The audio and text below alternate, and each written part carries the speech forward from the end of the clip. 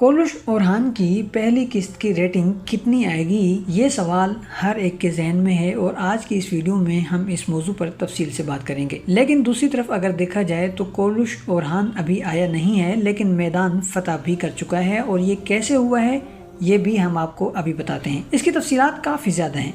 मसलन अब तक 3 ट्रेलर्स रिलीज़ किए गए हैं और इन 3 ट्रेलर्स को कम से कम भी 20 मिलियन यानी 2 करोड़ लोग देख चुके हैं। इसके अलावा अब तक इस ड्रामे की तशहीर के लिए 19 इंटरव्यूज़ दिए गए हैं और साथ ही साथ तकरीबन 15 से 20 पोस्टर्स जारी किए गए हैं, यानी जो किरदार इस ड्रामे में शामिल हैं उनके पोस्टर्स जारी किए गए हैं और हर एक की शख्सियत की तफसील के तौर पर 1 से 2 लाइन के 2-3 जुमले भी इन पोस्टर्स के साथ शामिल किए गए हैं। इसके अलावा जो सबसे बड़ी चीज़ या बड़ा काम जो हुआ है वो ये हुआ है कि गुज़श्ता दिन यानी पीर को एक प्रेस कॉन्फ्रेंस रखी गई थी, जिसमें न सिर्फ तुर्की के बल्कि दुनिया भर के मीडिया को मदऊ किया गया था और इनमें जो ख़ास नाम हैं वो हैं अल जज़ीरा का और साथ ही साथ यानी अल अरबिया.नेट का। और अब जाहिर है कि जब हमने इस प्रेस कॉन्फ्रेंस के हवाले से आपको ख़बर दी ही है तो ये बात रह जाती है कि इस प्रेस कॉन्फ्रेंस में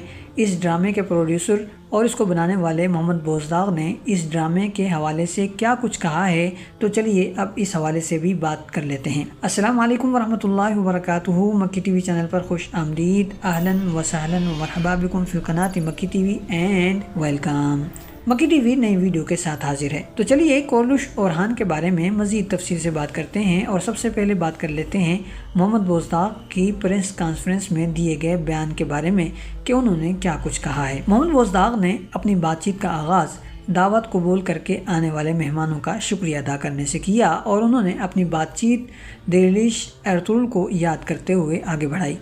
और उन्होंने ये कहा कि हमने 12 साल कबल इस सफ़र का आगाज़ किया था और हमने सबसे पहले दिरलिश एर्तुगरुल बनाया और फिर उसके बाद हमने कोलुश उस्मान बनाया और अब एक नया ज़माना, नए वक्त और हर चीज़ नई के साथ कोलुश ओरहान का आगाज़ करने जा रहे हैं। उन्होंने कहा कि हमने अपने नाज़रीन को एर्तुगरुल और फिर उस्मान गाजी को पेश आने वाली मुश्किलात, परेशानियाँ और फिर उसके साथ साथ फतूहात वगैरह से रूशनास करवाया और फिर उसके बाद अब हम ओरहान का ज़माना दिखाने जा रहे हैं जिसमें सल्तनत हकीकी मानों में वजूद में आएगी और एक नई फ़ौज, मुनज़्ज़म फ़ौज तैयार की जाएगी और साथ ही साथ वज़ीरों और मुशीरों पर मुश्तमिल एक नया और रस्मी दीवान भी तैयार किया जाएगा, मुनाकिद किया जाएगा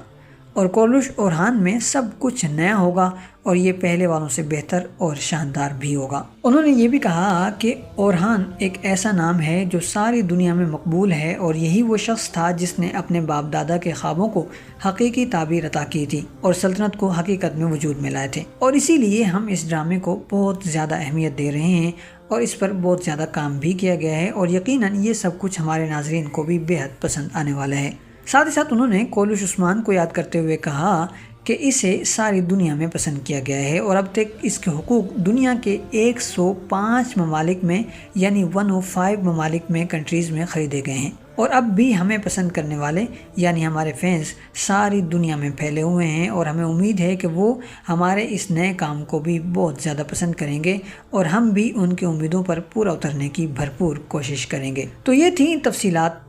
उन कदमों की जो मोहम्मद बोज़दाग ने कोलुश ओरहान की तशहीर के लिए उठाए हैं और अब हम बात कर लेते हैं आज शाम आने वाली कोलुश ओरहान की पहली किस्त के बारे में, जिसे देखने के लिए इस वक्त पूरी दुनिया में नाज़रीन बहुत ज़्यादा एक्साइटेड हैं। पहली किस्त के हवाले से काफ़ी कुछ लीक होकर हमारे सामने आ चुका है और न सिर्फ ये बल्कि बहुत कुछ तो खुद ड्रामे वालों ने ही लोगों के सामने बयान कर दिया है। अलबत्ता बहुत सारी चीज़ें ऐसी भी हैं जिन पर अभी भी बहुत सारे लोगों को एतराज़ है। मिसाल के तौर पर सुल्तान ओरहान या फिर बादशाह ओरहान का जो पहला वज़ीर था या जो दस्तेराज था और जिसने यनीचेरी नाम की फ़ौज खड़ी की थी, उसका जिक्र या उसकी तस्वीर वगैरह किसी भी पोस्टर में शामिल नहीं की गई। यानी कि हम बात कर रहे हैं खलील जानदारली की और उनका पोस्टर अलग से जारी किया गया है जिसमें उनके तारुफ के तौर पर यह कहा गया है कि वो बहुत ही ज़हीन आदमी हैं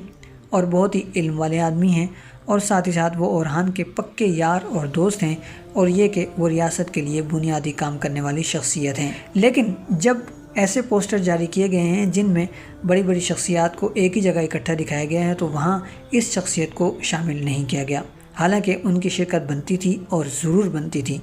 اور یہ اورہان کے دستے بازو کے طور پر ایسے ہیں جیسے دہلیز ارطغرل میں ترگت غازی ارطغرل کے لیے ہوا کرتے تھے۔ بہرحال اب سوال یہاں یہ ہے، اور سب سے بڑا سوال یہ ہے کہ اتنی تیاریوں کے بعد کیا کورلش اورہان اچھی ریٹنگ لا پائے گا یا نہیں لا پائے گا؟ پہلی قسط کے بارے میں تو ہم گزشتہ ویڈیو میں آپ کو بتا ہی چکے ہیں کہ اس میں کیا کچھ ہونے والا ہے۔ مختصر طور پر ایک بار پھر دہرا دیتے ہیں کہ بورسا کا محاصرہ 9 سال سے جاری ہے، اور اب اورہان اس پر کاری ضرب لگانا چاہتا ہے، اور پہلی ضرب وہ اندر گھس کر حملہ کرنے اور قلعے کو فتح کرنے کی کوشش کرے گا، مگر وہ اس میں ناکام ٹھہرے گا، اور یہاں پر بوران گرفتار ہو جائے گا۔ اور یہ بھی کہا جا رہا ہے، بعض لوگوں کا انداز ہے اور بعض لوگ یہ کہہ رہے ہیں کہ لیک ہو کر خبر سامنے آئی ہے کہ یہاں پر علاء الدین بھی گرفتار ہو جائے گا، لیکن ہمارا خیال ہے کہ ایسا نہیں ہوگا۔ یہ پہلا معرکہ ہوگا جس میں اورہان شکست کا منہ دیکھے گا اور شکست کا مزہ چکھے گا، اور اس کے بعد اسی قسط میں مزید 2 معرکے بھی ہوں گے، جن میں سے ایک معرکہ سمندر کے کنارے پر ہوگا یعنی ساحل سمندر پر ہوگا، اور دوسرا پہاڑ کے دامن میں ہوگا، اور یہ دونوں معرکے اورہان جیت جائے گا۔ اور دوسرے معرکے میں تو اورہان کے ساتھ عثمان غازی اور علاء الدین بھی شامل ہوں گے، جبکہ جو معرکہ سمندر کنارے ہوگا وہاں پر اورہان دشمن کے کمانڈر کے چھوٹے بھائی کو بھی قتل کر ڈالے گا، اور یوں ان دونوں میں دشمنی کا ایک نیا طوفان اٹھ کھڑا ہوگا جو آنے والی قسطوں میں مزید بڑھے گا اور بہت سارے واقعات کا پیش خیمہ بھی ثابت ہوگا اور کہانی کو مزید 4 چاند لگا دے گا۔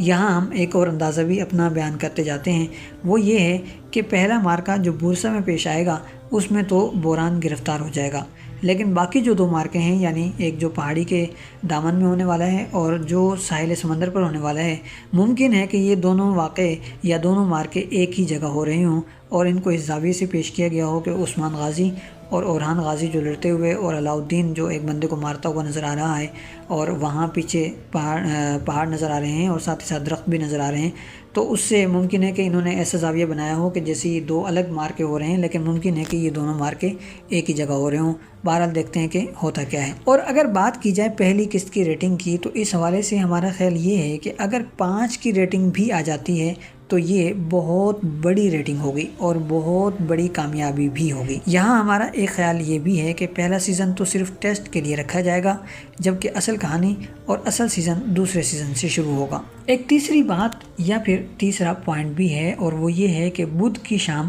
یعنی جس وقت کورلش اورہان نے آنا ہے اسی وقت ترکی میں ایک ایسا ڈرامہ آج کل آ رہا ہے جو کورلش اورہان کو زبردست طریقے سے ٹکر دے گا اور صحیح معنوں میں اسے ٹکر دے گا،